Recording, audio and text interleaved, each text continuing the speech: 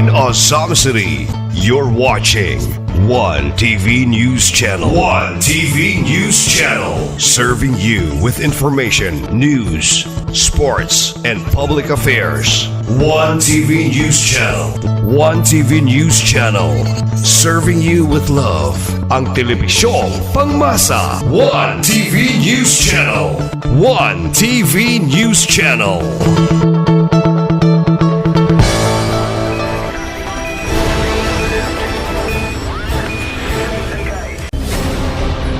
One TV special report.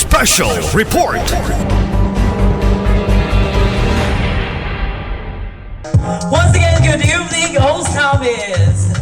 And now, ready na kayo makasaksi unsa kanindot ang atong mga performers this evening. But before we will start our program, our celebration tonight is made possible through the unwavering support of our local government. To formally open this event, let us welcome with a round of applause to our SK Federated Chairman, Honorable Javel D. Duhay Longson! Magpalakpakan po tayong lahat.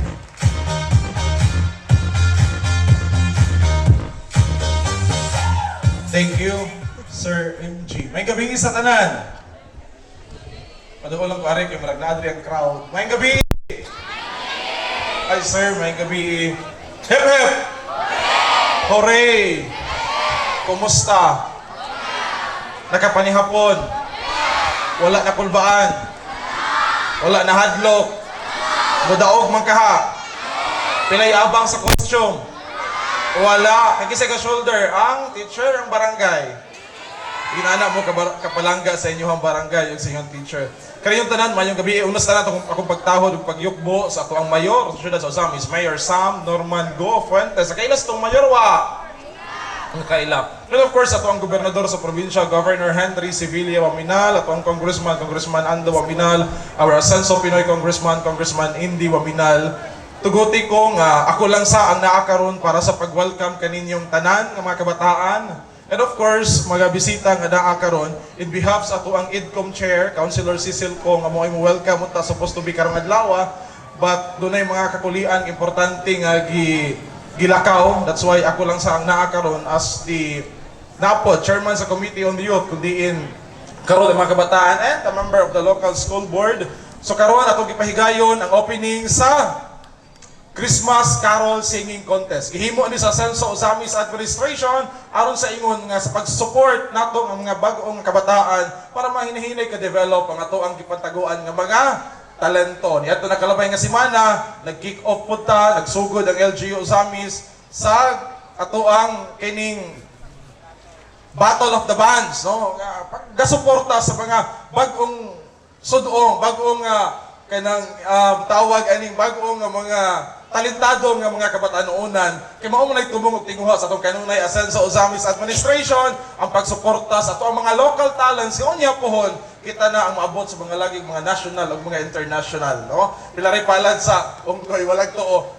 Who knows, no? Parehan ninyo karon pohon kung asa paingon ang inyong paabtan kang nagikan karon sa tuang amphitheater. Padayon lang kay naapod ang administrasyon para ninyong kabataan nga magsuporta. O di na ko maglangan pa ato ng sugdan ang mong programa kay gaulan na. Daghang salamat and welcome. Enjoy the night. Dili mangulba, enjoy lang kay nindot kay mo gipangsuot mga gwapo-gwapa kay mo siyong gipangsuot. Ato pakpakan ang ato ang kagalingon iyo mga teachers, barangay officials nga naa kanunay nagpaluyo ninyo.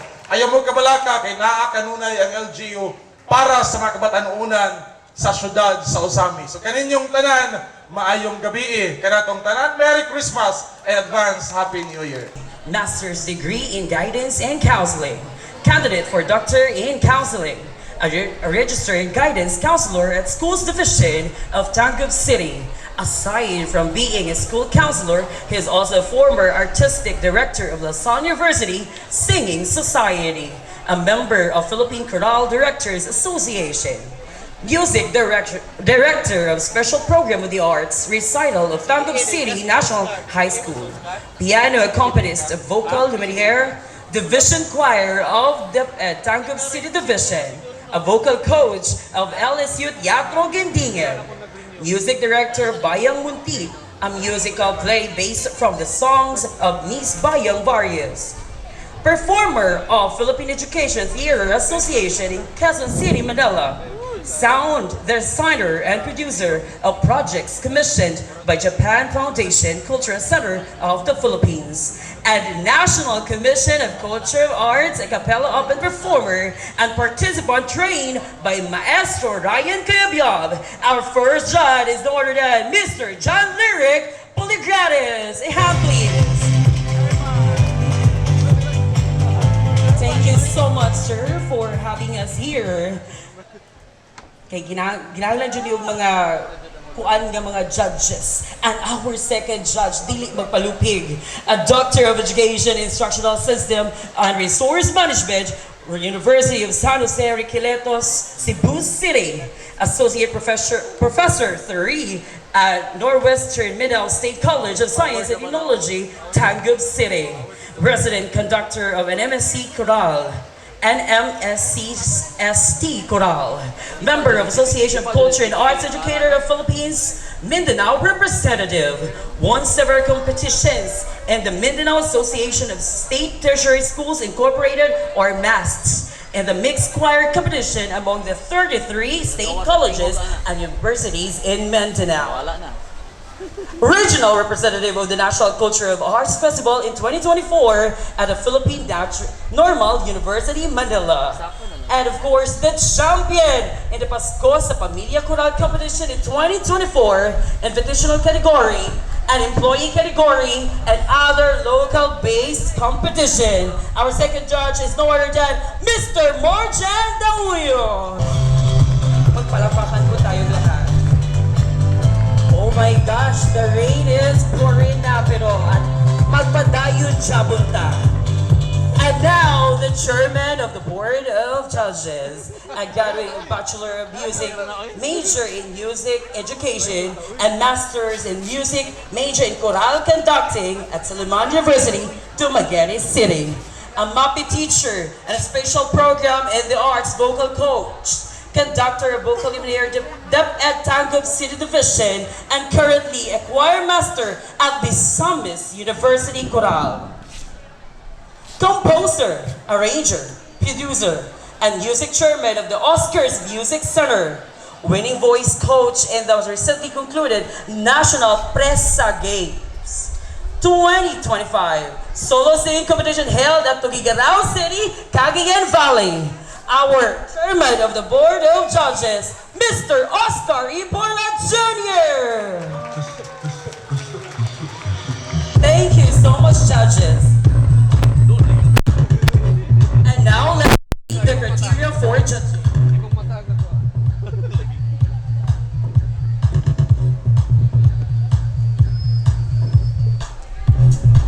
And the criteria for judging: voice quality, 25%. Musicality, 25%.